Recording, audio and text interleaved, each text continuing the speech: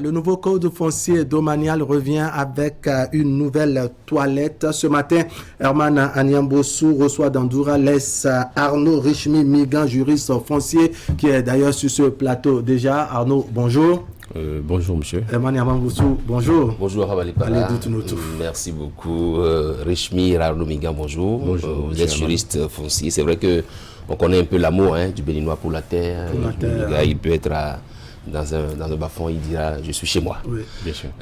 Cela appelle forcément des formalités et on va en parler ce matin parce que le fait d'acheter une parcelle qui est transaction entre Ravali Para et moi ou bien qui est transaction entre Richmi et moi, cela ne veut pas dire que j'ai des titres fonciers. Il faut que l'État ait un œil dedans pour que je puisse savoir. On va demander à Arnaud de nous dire comment tout, nous dire tout comme vous l'avez dit sur le titre foncier. Alors à partir du moment où entre vous et moi, oui, on convient que vous me vendez une parcelle, oui, qu'on a fait la convention de vente. Oui.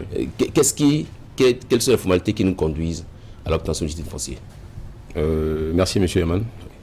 Nous allons rappeler que le titre foncier, en réalité, en République du Bénin, c'est le document de preuve de propriété foncière qui est obtenu à l'issue de la procédure de confirmation de droit foncier. Et c'est le seul document qui vous confère en réalité les vrais attributs de propriété. Je reviens à votre question. J'ai une convention de vente entre toi et moi. On a acheté une parcelle. J'ai acheté une parcelle. La première étape qu'on recommande, c'est d'aller faire l'enregistrement de la convention. Et l'enregistrement se fait à l'ANDF, à l'Agence nationale du domaine et du foncier, qui est à Saint-Rita. Et après l'enregistrement, vous allez à la mairie pour faire les formalités d'affirmation. C'est-à-dire l'autorité communale doit pouvoir signer votre convention et attester qu'entre-temps, il y a eu une transaction entre deux individus. Et la propriété, comment on l'appelle, ta parcelle est passée d'un individu X à un individu Y. Maintenant, quand vous avez la convention de vente affirmée et enregistrée, vous devez appeler un expert géomètre qui doit vous faire un levé topographique de la parcelle. Et avec le levé topographique de la parcelle, vous allez recourir à un autre document qu'on appelle, qui sont les actes présomptifs de propriété, que recommande le code de l'article 4 qui dit qu'il faut une attestation de recasement, comment je veux dire, les avis d'imposition des 3 dernières années, ainsi que leur quittance. Après ça, c'est des documents, c'est l'un ou l'autre des documents. Voilà, donc attestation de recasement, attestation de détention coutumière, il y en a plein. Donc c'est à vous, selon les contextes de savoir quel est le document approprié pour aller vers la procédure. Voilà. Alors une fois que je suis passé devant la NDF, devant l'autorité communale, devant l'expert géomètre et devant... Est-ce que ce n'est pas trop demandé pour avoir le titre foncier? Est-ce que le titre foncier est facile ou difficile à avoir? Le titre foncier, avec toutes les facilités que l'État a accordées aujourd'hui, c'est très facile. C'est-à-dire il y a plus il y a une facilité à aller vers la chose. Et beaucoup ne veulent pas quand même savoir les petites démarches à faire, sinon c'est des petites démarches. Aujourd'hui, l'enregistrement d'une convention de vente, c'était avant 2016, c'était de 8%. L'État a ramené ça en 2016 à 0%. On parle de droit d'enregistrement gratuit. Donc vous n'avez qu'à payer les timbres sur les feuillets que vous avez pour faire l'enregistrement. L'affirmation qui était en temps à 4% est revenue aujourd'hui à 1% du montant d'achat de la parcelle. Ça veut dire que l'État nous accompagne.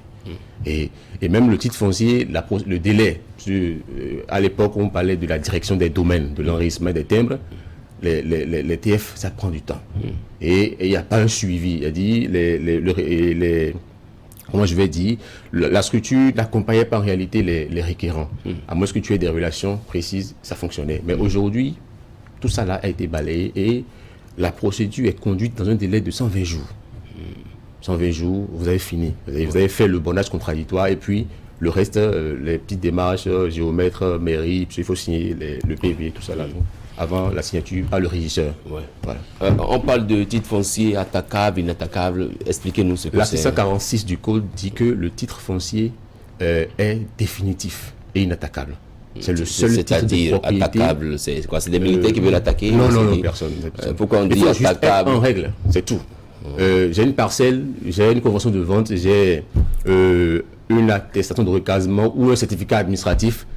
Ne me donne que un droit de présomption de propriété. On t'appelle présumé propriétaire. Ça veut dire que ça peut changer à tout moment. À tout moment. Mais quand tu as un titre foncier, on t'appelle propriétaire.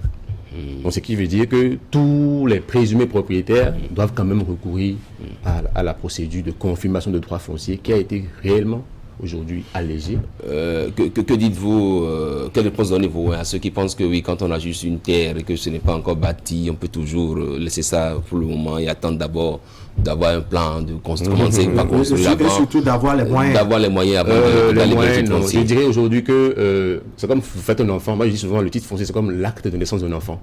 Vous faites un enfant, vous n'avez pas un acte de naissance pour lui. Juridiquement, est-ce qu'il existe? Je ne pense pas.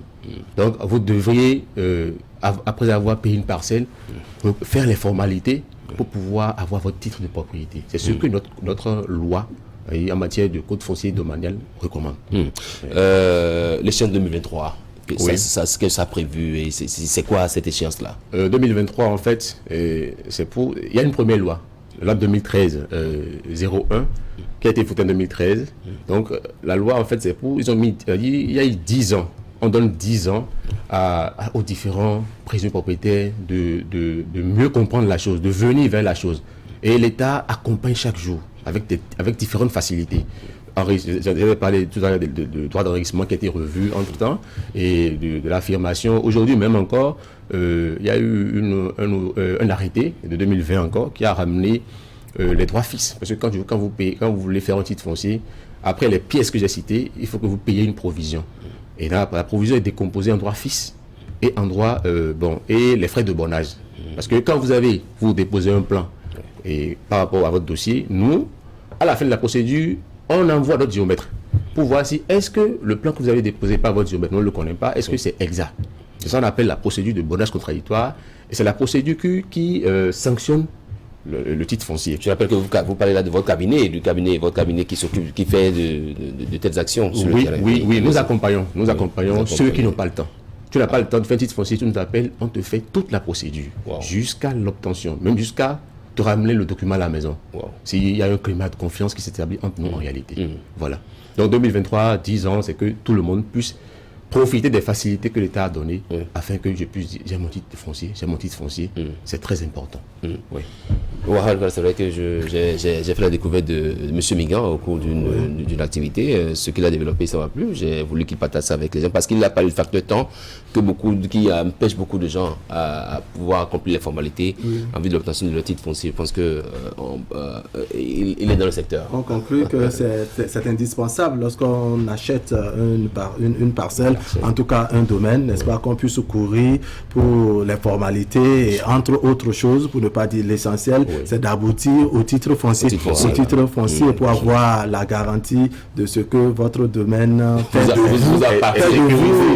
vous un propriétaire. Donc merci. Merci à vous, monsieur. Oui, on va remercier monsieur Migan, n'est-ce pas, Arnaud Migan, juriste foncier. Vous avez dit avec lui, donc vous avez parlé du titre foncier domanial. Il faut le préciser. Monsieur Arnaud, merci beaucoup. On va prendre rendez-vous avec vous pour une prochaine fois. Sans doute. C'est beau de s'habiller en local. Vous sortez donc des vestes et des cravates chaque fois. Naturellement, d'être le plus simplement habillé, les pagnes tissées. Il faut obligatoirement que des gens nous emboîtent le pas. Et je salue ceux qui nous appellent et qui demandent d'avoir les contacts de